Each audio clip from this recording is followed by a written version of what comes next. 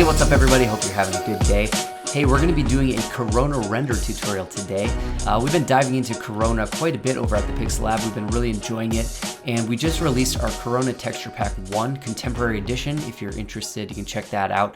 It's a very delicious pack. But let's jump into our quick tip today. I'm going to show you a really interesting technique where you can control all of your lights and your HDRIs and the reflection and refraction and everything while it's actually rendering or even after it's done rendering. So it's a really, really interesting technique and it's super easy to set up. All you have to do is go to Corona and go into your multipass right here. And here's our multipasses. Here's the available ones here. And we're gonna be talking about the LightMix right here. So let's twirl this down. Let's enable our multipass and let's double click on LightMix and we'll double click on LightSelect to add those two. For LightMix, we'll just leave it alone, but under LightSelect, you can include any of your lights or your HDRI skies into this slot right here, and then you can control them after it's done being rendered.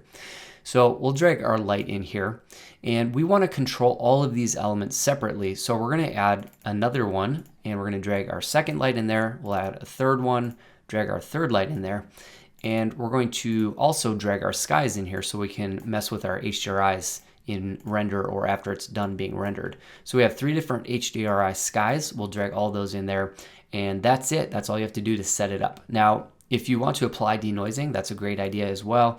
After it's done rendering, it will denoise all of these lights and will clean them up quite a bit. So I like to make sure that's checked on.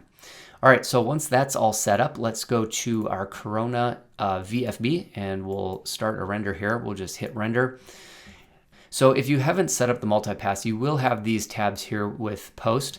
And this is really cool because you can go into tone mapping and you can play around with all this different stuff. You can play around with the exposure, vignetting, you can even change the white balance.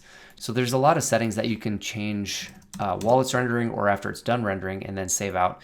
But if we set up that multipass, we can actually go to our LightMix tab here.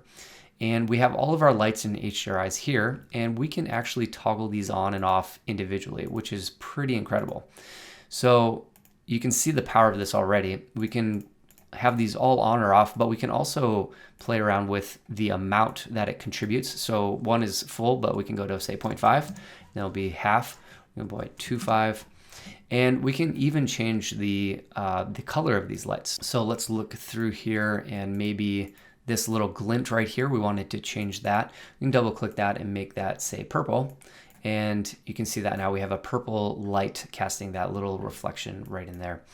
So you can already see the power of this, how quick and easy it is to dial in all of these lights and their contributions and their colors. So once you have everything dialed in, you can just go to save and you can click save all or just click the save button.